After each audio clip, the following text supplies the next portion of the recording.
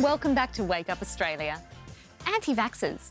They're the global movement that's catching on faster than an infectious disease in an unvaccinated population.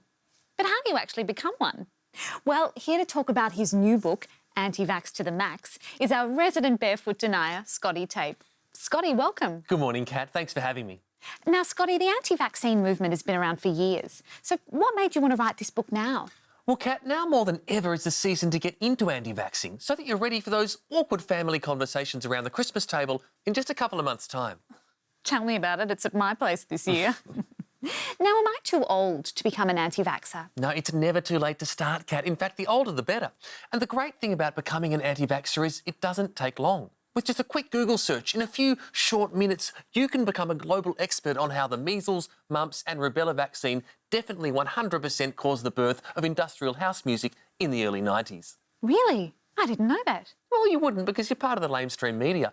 Did you know my mate's wife heard from her hairdresser's sister that she read an article on Facebook about how vaccines are responsible for 9/11? Is that true? I don't know, but I just said it. You broadcast it, someone's probably sharing it now online. That's how facts start. So start your own facts today. So it really is that simple. So, Scotty, what would you say to the people that might be watching at home this morning and thinking, I'd like to be an anti-vaxxer, but I'm not sure where to begin? Well, I'd say they're in luck, because I've got 3 easy ways to get you started and give you the confidence to arrange a violent outdoor super-spreading event in the middle of a pandemic. Well, talk us through them. Top tip 1, deny you're an anti-vaxxer. Now, the best way to be an effective anti-vaxxer is to say you're not one in the first place. This classic bait and switch lures people in and then confuses them as you outline all the reasons why you would never actually take a vaccine. Got 'em. Top tip 2, find a celebrity that hasn't been famous for a while and follow them on social media.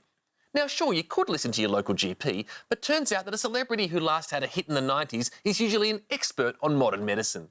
Plus, they probably have an album or a book to promote. You're not wrong. Top tip 3, invest in medicine intended for farm animals.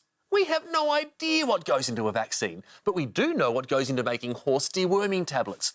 They actually list the ingredients on the box. And if it's good enough for Phar Lap, it's good enough for you and your children. OK, Scotty.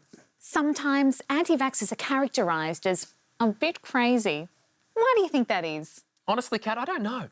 If opposing the criminal government's rollout of a vaccine program aimed at combating a non-existent virus developed by the Illuminati and Satan is crazy, well, call me crazy. But I think you'll find Dave from my mixed netball team disagrees. Scotty Tape, always good to have you on. Thanks so much for coming in. Good to be part of the pandemic. Rightio. Coming up next, we speak to a horse that swears by the healing powers of human Panadol. You're watching Wake Up Australia.